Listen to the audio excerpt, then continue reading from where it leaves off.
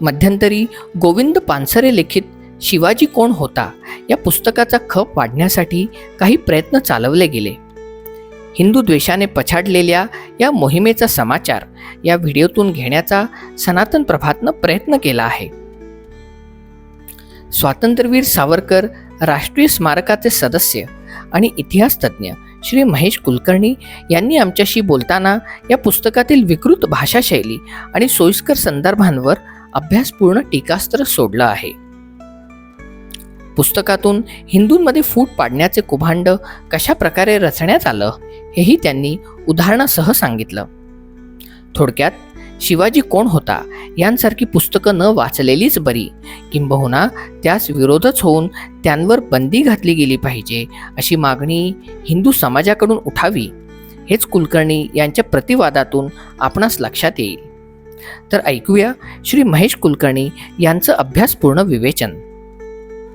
नमस्कार. आपण आत्ता जी चर्चा करत आहोत ती म्हणजे कोणीतरी पानसरे म्हणून आहेत, त्यांनी लिहिलेलं जे पुस्तक आहे की शिवाजी कोण होता. खरं तर हे बोलायला पण मला नको वाटतं.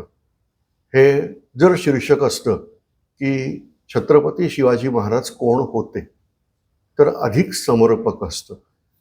आता याच्यावर काही जणांचं ऑब्जेक्शन असतं. पहिलं की आम्ही देवाचा उल्लेख पण एकेरीच करतो. जसं प्रभू श्री रामचंद्र हे म्हणण्यापेक्षा राम या रीतीने आपल्याला जवळीक साधता येते. विठू माऊली, ज्ञानोबा तुकाराम या रीतीने आम्ही करतोच उल्लेख.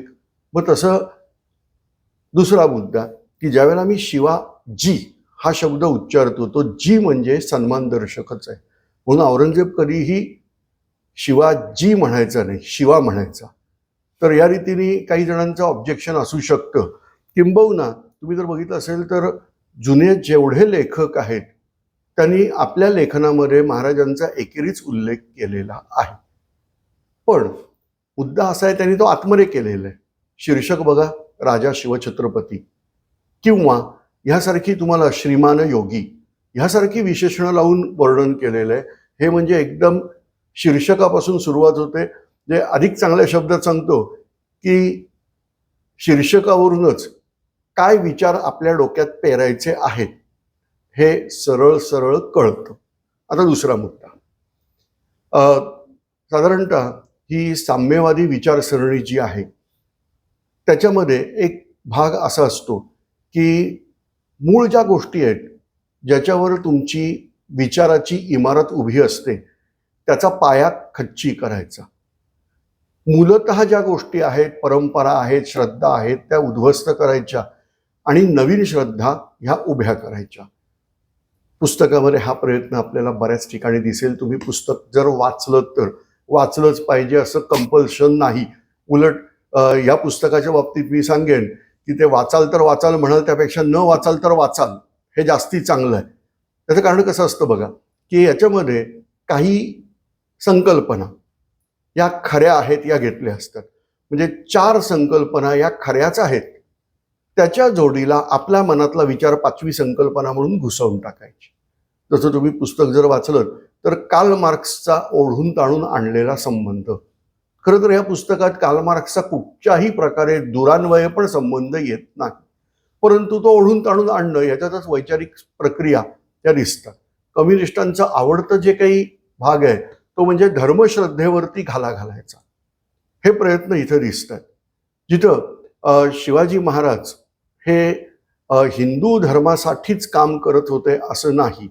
धर्म म्हणजे ओव्हरऑल पुस्तक वाचताना असं लक्षात येतं की त्याकालचे जे राज्यकर्ते आहेत त्यांच्या दृष्टीने धर्म हा महत्त्वाचा नव्हताच. उलट राज्य करणं हे त्यांच्या दृष्टीने महत्त्वाचं होतं आणि त्यासाठी सोयीची असेल ती भूमिका हे राज्यकर्ते घेत होते. तशी मंदिरं वगैरे पाडली होती त्यांनी, पण ती आक्रमण युद्धाच्या काळात, शांततेच्या काळात ते त्याच मंदिरांना देणग्या देत होते वगैरे असे काही काही संदर्भ हे ह्या ठिकाणी दिसतात. आता इथं मूळ गोष्ट समजून घ्यायला हरकत नाही की जे भारतावर परके आक्रमक आलेले आहेत त्यांची धोरणं काय होती. त्याच्यामध्ये तुर्क आक्रमक आहेत, पर्शियन आक्रमक आहेत, अरब आक्रमक आहेत आणि नंतर खूप उशिराच्या काळात आलेले मुघल. खरं तर मुघल असा काही वंश नाहीये. की बाबरनी, झहीरुद्दीन अल मोहम्मद बाबर, नावातच गडबड वाटते, झहीरुद्दीन अल मोहम्मद हे त्याचं मूळचं नाव, परंतु एवढं क्लिष्ट नाव नुकत्याच मुसलमान झालेल्या आजोबाला उच्चारता येत नव्हतं, म्हणून त्यांच्या भाषेतलं, मंगोल भाषेतलं सोपं नाव त्यांनी बाबर असं ठेवलं आणि मग ते जोडलं गेलं.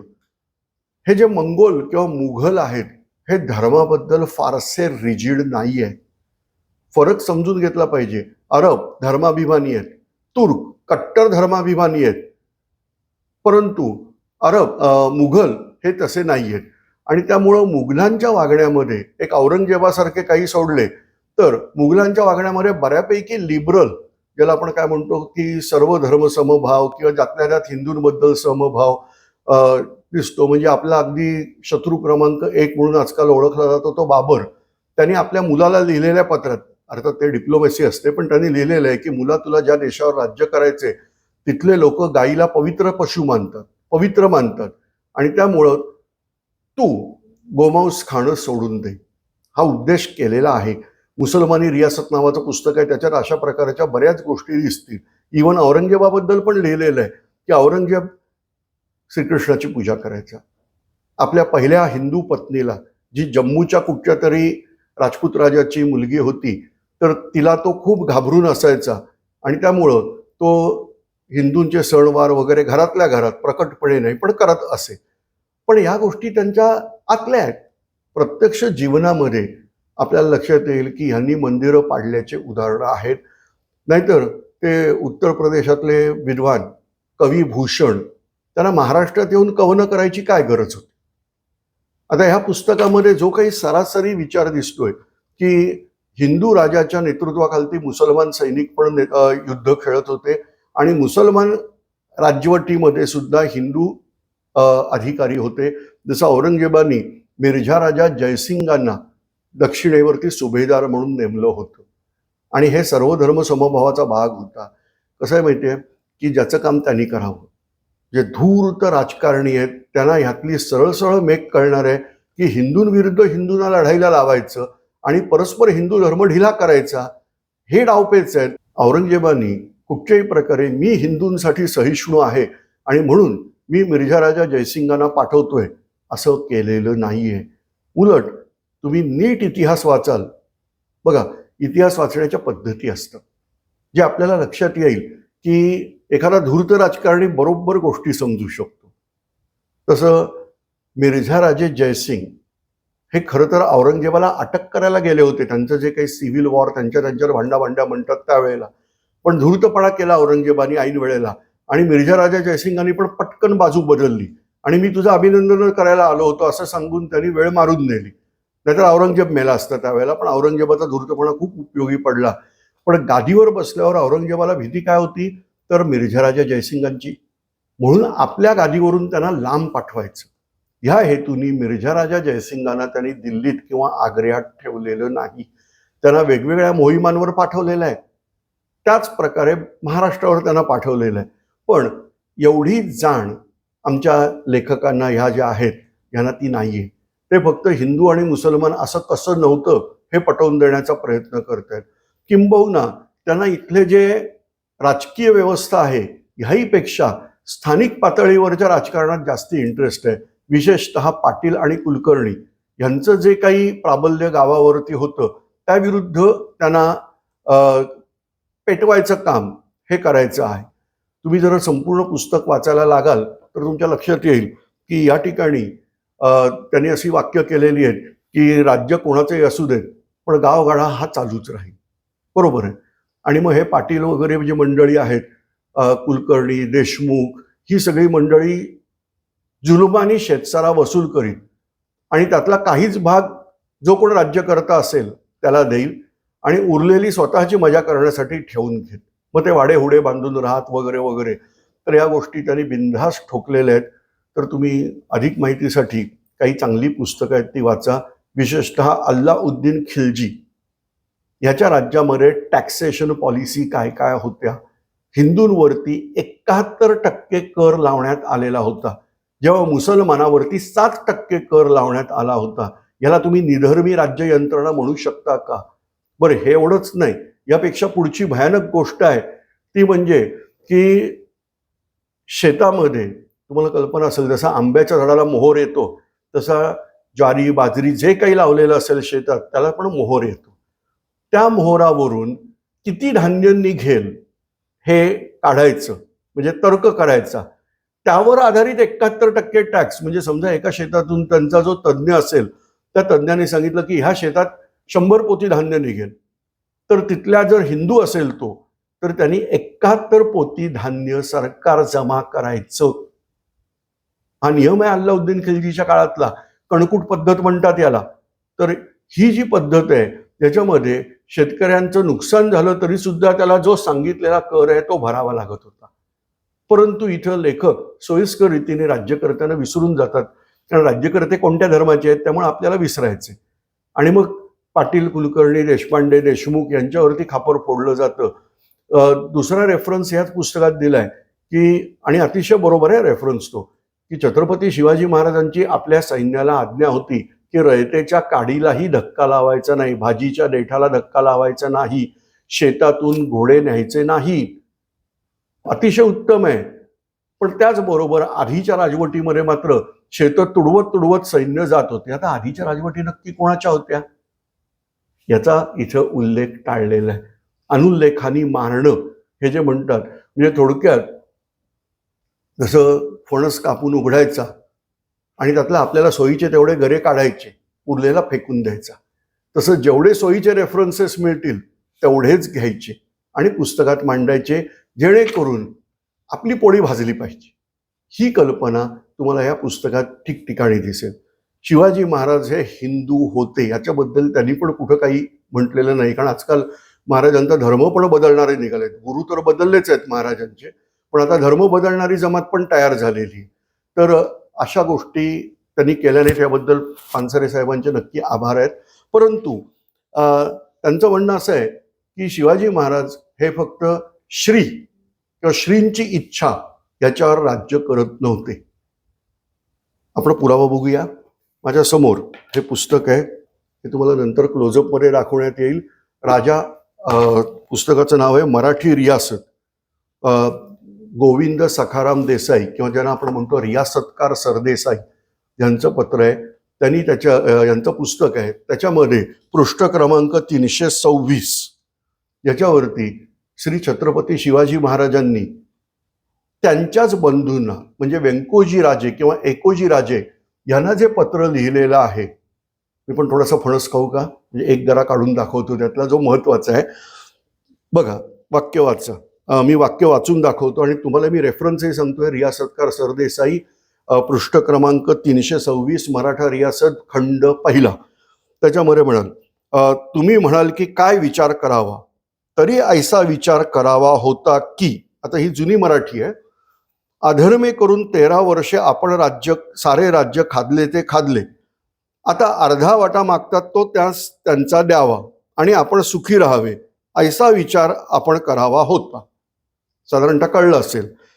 दुसरा विचार करावा होता की, आता याच्या पुढे ते दुसरं सांगतायत, श्रीदेवाची आणि श्रींची कृपा त्यावरी पूर्ण झाली आहे. त्यावरी म्हणजे शिवाजी महाराजांवर. ते स्वतः सांगतायत की श्रीदेवाची व श्रींची कृपा त्यावरी पूर्ण झाली आहे. दुष्ट तुरुकाला ते मारितात. आता इथं त्या काळी मुसलमान हा शब्द डायरेक्ट लिहिला जात नव्हता. याच्यामध्ये बऱ्याच ठिकाणी अविंध, यवन, म्लेंछ, त्याच्यानंतर काय म्हणतात त्याला, अकारपूर्वक यवन वगैरे असे पण काही काही वेळेला रेफरन्सेस मिळतात. आणि तुरुक हा शब्द तर सहसा वापरलेला आहे. जसं औरंगजेब दिल्लीला बादशाह बनण्यासाठी जात होता तेव्हा त्यांनी छत्रपतींना विचारलं होतं की माझ्याबरोबर या. त्यावेळेला महाराजांनी सांगितलं होतं तुरुकास सहाय्य करणे उचित नव्हे. याचा अर्थ काय घ्यायचा की त्या औरंगजेबाला मदत करणं योग्य नाही, कारण तो कोणाविरुद्ध लढायला चाललाय, तर स्वतःचे भाऊ आणि स्वतःचा बाप, तो माझ्यासाठी काय कृपा देणार आहे. एनिवे, तर श्रीदेवाची आणि श्रींची कृपा त्यावरी पूर्ण झाली आहे. दुष्ट तुरुकाला ते मारितात. आपल्या सैन्यात तुरुक लोकच असता जय कैसा होतो. आपल्या म्हणजे व्यंकोजी राजांच्या सैन्यात तुरुक असताना तुम्हाला जय कसा मिळेल, जय कैसा होतो, आणि तुरुक लोक कैसे वाचू पाहतात, हा विचार करावा होता. आणि युद्धाचा प्रसंग पाडावा नव्हता. म्हणजे जे काही युद्ध झालं होतं दोघांमध्ये ते व्हायला नको, पुढे तरी हट्ट न करणे, असं काहीतरी पत्र हे तुम्हाला रेफरन्सला मिळेल. तर याच्यावरून स्पष्ट होतं.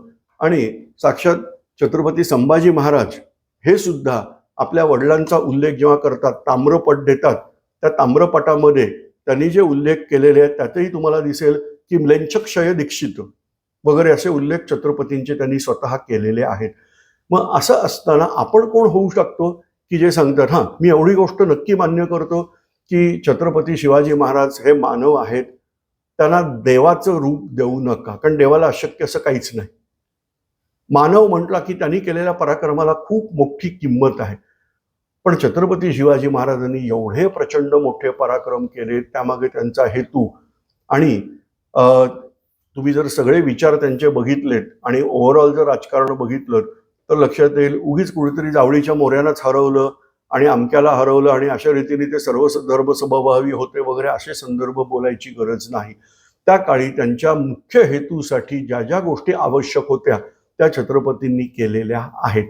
आणि मंदिरांच्या स्थापना केलेल्या आहेत. तुम्हाला जर कल्पना असेल तर तुळजापूरचं मंदिर जे आदिलशहाच्या अफजल खानाने भ्रष्ट करण्याचा प्रयत्न केला होता, त्यानंतर छत्रपती शिवाजी महाराजांनी सगळ्यात त्यांच्या दृष्टीने त्यावेळची सगळ्यात सुरक्षित जागा म्हणजे प्रतापगड होती. त्या प्रतापगडावर हे मंदिर उभं करून ठेवलेलं आहे.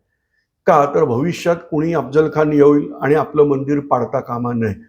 तर ह्या सगळ्या गोष्टी बघितल्यानंतर लक्षात येतं की हे हिंदवी स्वराज्यच आहे. तेव्हा आता आपण या ठिकाणी एक सारांश रूपात बघूया. तर पुस्तकाचं जे शीर्षक आहे हे थोडं खटकणारं आहे. पुस्तकामध्ये जे संदर्भ वापरलेले आहेत ते बऱ्यापैकी मोडून तोडून संदर्भ वापरलेले आहेत, किंबहुना फारसे संदर्भही दिलेले नाही आहेत. पण ज्या घटना आहेत त्याचा सोयीस्कर रीतीने अर्थ लावायचा हा प्रयत्न केलेला आहे.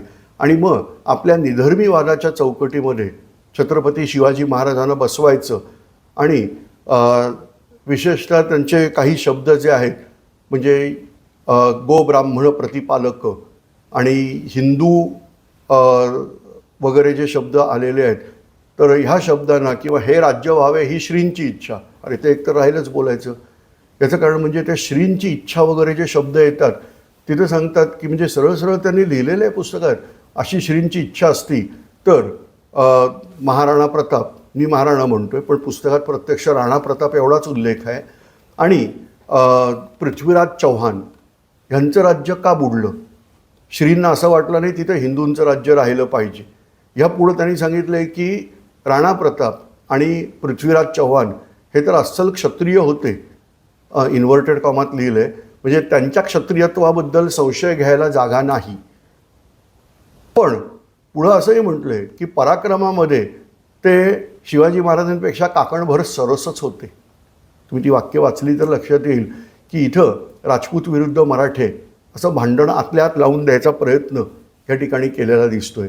तात्पर्य हे पुस्तक वाचून आपल्या ज्ञानात भर पडण्याच्या ऐवजी जे समस्त हिंदू एकता ही जी साध्य करायची आहे त्यापेक्षा आपल्यामध्ये जातीजातीत कसं भांडण लागेल, आपल्यामध्ये भाषिक कसं भांडण लागू शकेल, अशा गोष्टी सोयीस्कर रीतीने, पण ह्याला काय म्हणतो आपण स्लो पॉयझनिंग, म्हणजे इथं यांनी बीजारोपण केलेलं दिसतं. पुस्तकाची पहिली आवृत्ती बघितली तर लक्षात येईल की 80च्या दशकामध्ये हे पुस्तक त्यांनी छापलेलं आहे, पहिली आवृत्ती. आणि आता आपल्याला त्याची फळं, म्हणजे ते जे झाड त्यांनी लावलेलं आहे आणि त्यांच्यासारख्याच वैचारिक प्रवृत्तींनी जी झाडं त्यावेळेला लावलेली आहेत, तर त्याची फळं ही तुम्हाला आता दिसायला लागते. आणि म्हणून अशासारखी जी पुस्तकं आहेत याच्या प्रकाशनाबद्दल 10 वेळा विचार करणं आवश्यक आहे. नो डाऊट आपल्याला ह्या लोकशाहीमध्ये, लोकतंत्रामध्ये मुद्रण स्वातंत्र्य, लेखन स्वातंत्र्य, विचार स्वातंत्र्य हे दिलेलं आहे. पण त्याचबरोबर आपल्याला विचार स्वातंत्र्य दिल्यानंतर अशी पुस्तकं वाचून त्यातले विचार सत्याच्या कसोटीवर परखून पाहायचे, हेही आपलं कर्तव्य आहे. आणि त्यामुळं जर का तुम्ही हे पुस्तक वाचलंच तर त्याच्यातले संदर्भ सत्याच्या कसोटीवर तपासून बघावेत, ब्लाइंडली फॉलो करू नये एवढीच इच्छा. धन्यवाद.